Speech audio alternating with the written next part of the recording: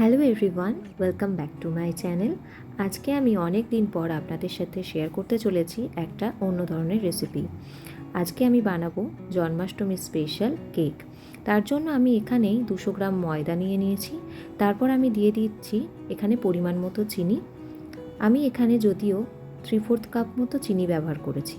তারপর আমি এখানে সাদা তেল দিয়ে দিচ্ছি 3/4 কাপ। ভালোভাবে মিশিয়ে নেওয়ার পর আমি এখানে আস্তে আস্তে দুধ দিয়ে দেবো। তারপর স্বাদ যাতে আরও ভালো লাগে আমি এখানে 2 চামচ মতো গুঁড়ো দুধ ব্যবহার করেছি।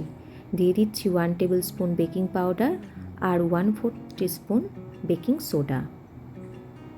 ভালোভাবে মিশিয়ে নেওয়ার পর আমি এরকম একটা পাত্র নিয়ে নিয়েছি এবং এই পাত্রে আমি তেল গ্রিস করে নেব।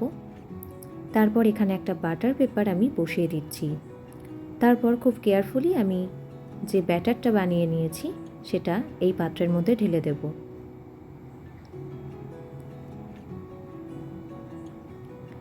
এবার আমি একটা কড়াই প্রিহিট করে রেখেছি 5 মিনিটের জন্য, একদম লো ফ্লেমে। তারপর আমি এর মধ্যে পাত্রটি বসিয়ে দিচ্ছি এবং ঢাকনা দিয়ে একদম ধিমি আঁচে আমি এটাকে বেক করব প্রায় 45 মিনিট থেকে 1 ঘন্টার জন্য। এবার ক্রিম তৈরি করে নিতে হবে। আমি এর জন্য ব্যবহার করছি ট্রপোলাইটের ক্রিম। আমি প্রথমে ক্রিমটাকে হুইপ করে নিচ্ছি কিছুক্ষণ। এরপর আমি এর মধ্যে দিয়ে দেব আমার স্বাদ অনুযায়ী চিনি দেওয়ার পর আবার ভালোভাবে হুইপ করে নেব। ততক্ষণে আমাদের কেক তৈরি হয়ে গেছে। দেখুন কত সুন্দর কেকটা ফ্লাফি হয়েছে। এবার বাটার পেপারটাকে সরিয়ে নিচ্ছি। কেকটাকে এবার 3 ভাগে ভাগ করতে হবে। ঠিক এইভাবে আমরা 3টে পার্টে ভাগ করে নিয়েছি। কেকটা দেখতেও যেমন সুন্দর হয়েছে তেমন তুলতুলেও হয়েছে। এবার কেক ডেকোরেশনের পালা।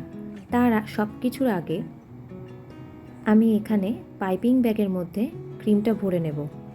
ঠিক এইভাবে পাইপিং ব্যাগের মধ্যে আমি সাদা ক্রিমটাকে ভরে নিচ্ছি। তারপর একটা কেক বোর্ডের ওপর আমি ক্রিম কিছুটা লাগিয়ে কেকের একটা পার্ট বসিয়ে দিচ্ছি। এবার এর মধ্যে দিয়ে দিচ্ছি সুগার সিরাপ। তারপর আমি ঠিক এইভাবে ক্রিমটাকে স্প্রেড করে নিচ্ছি। যেহেতু আমি এখানে ম্যাঙ্গো ফ্লেভারের কেক বানাতে চলেছি তাই এখানে আমি কিছুটা ম্যাঙ্গো সিরাপ অ্যাড করলাম। স্প্যাচুলার সাহায্যে কেকের পার্টের চারিদিকে ক্রিমটা লাগানোর পর প্রত্যেক পার্ট পরপর বসিয়ে ডেকোরেট করে নিচ্ছি। ঠিক একই প্রসেসে ক্রিমগুলোকে আমি এইভাবে লাগিয়ে নেব। যেহেতু আমি এখানে কেকটাতে একটা কলসির আকৃতি দেব তাই কেকের পার্টগুলোকে আমি সেইভাবেই কেটেছি। সমস্ত পার্ট পরপর বসানোর পর কেকের চারিদিকে আমি লাগিয়ে নিচ্ছি সাদা ক্রিমটা। এবার স্প্যাচুলার সাহায্যে আমি খুব ভালোভাবে কলসির আকৃতি দেওয়ার চেষ্টা করছি। এই কলসির আকৃতি দিতে আমার বেশ সময় লেগেছে। এবার কেকটা যাতে আরও সুন্দর খেতে লাগে আমি এই কারণে এর ওপর আবার অ্যাড করে দিয়েছি ম্যাঙ্গো সিরাপ। কিছুটা পরিমাণ ম্যাঙ্গো সিরাপ দেওয়ার পর আমি হলুদ রং ক্রিমের সাথে মিশিয়ে, অবশ্যই হলুদ ফুড কালার, স্প্যাচুলার সাহায্যে ঠিক এইভাবে কেকের চারিদিকে স্প্রেড করতে থাকব। এই ধরনের কলসি বানাতে একটা সিলিকনের টুল ভালো পাওয়া যায়। যে কোনো বেকারির দোকানেই সেটা কিনতে পাওয়া যায়। যেহেতু আমার কাছে সেটা একদম অ্যাভেলেবেল ছিল না তাই জন্য আমি এই স্প্যাচুলা দিয়েই তৈরি করে ফেলেছি।